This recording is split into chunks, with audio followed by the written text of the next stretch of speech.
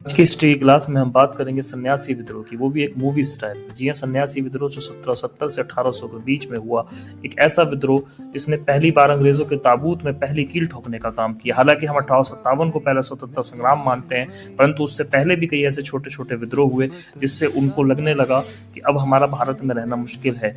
और इसी प्रकार का एक विद्रोह था, हम विद्रोह की पूरी सीरीज लेकर आएंगे। उसमें का एक विद्रोह था सन्यासी विद्रोह।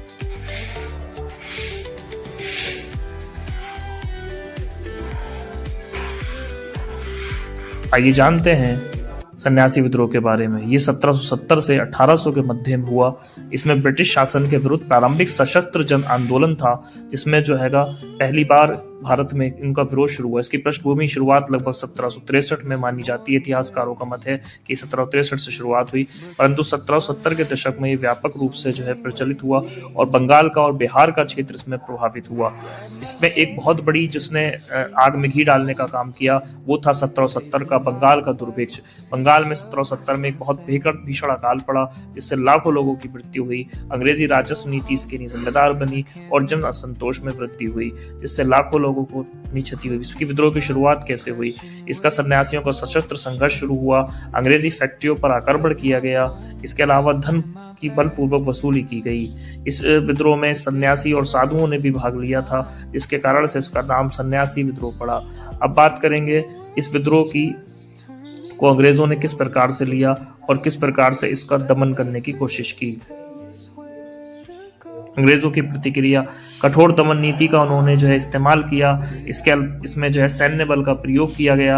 1800 तक इस विद्रोह को कुचल दिया गया। अंग्रेजों की प्रतिक्रिया जो है 1770 से 1800 तक में जो है कुचल दिया गया। साहित्य से इसका क्या संबंध है? साहित्य में का इसका उल्लेख है। इसका उल्लेख बंकिम चंद्र चट्टोपाध्याय के उपन्यास आनंदमठ में किया गया है। आनंदमठ उपन्यास से रिलेटेड है। वंदे मातरम से भी इसका संबंध राष्ट्रीय चेतना का प्रतीक है। पहली बार साहित्य को और राष्ट्रीय चेतना को जोड़ा गया था।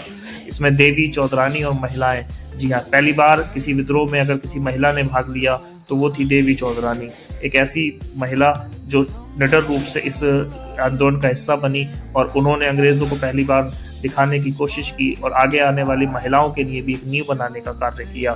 देवी चौधरानी व अन्य महिलाएं उनके साथ थी। उन महिलाओं का हम यहाँ पर जिक्र करेंगे जो लोग उनके साथ थे। ब्रिटिश सहभागिता का उदाहरण हुआ, महिला सहभागिता का उदाहरण हुआ। ये ब्रिटिश शासन के विरुद्ध संघर्ष हुआ। प्रारंभिक महिला भूमिका की स्वीकृति हुई और इसमें जो है बहुत सारी महिलाओं ने भी भाग लिया। हिंदू मुस्लिम एकता, सबसे इस विद्रोह के सबसे बड़ी खास बात थी हिंदू मुस्लिम एकता। हिंदू और मुस्लिम ने समान भागीदारी दिखाई। इसमें फकीर विद्रोह नाम भी प्रचलित हुआ।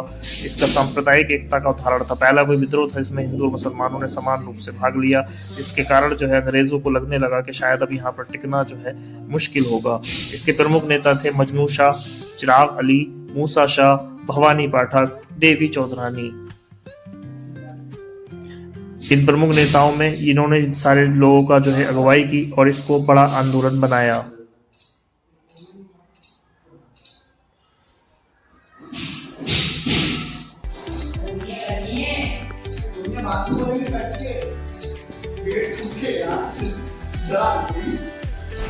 हमारी शक्ति एकता में है। हमें वहां वार करना होगा जहां वे सबसे कम उम्मीद करते हैं। इसका ऐतिहासिक महत्व की बात करें तो एक प्रारंभिक संगठित विद्रोह था, शोषण के विरोध था और आगे के आंदोलनों की नींव बनाई। निष्कर्ष की अगर बात करें तो प्रतिरोध परंपरा का एक महत्वपूर्ण अध्याय यहाँ से प्रारंभ होता है।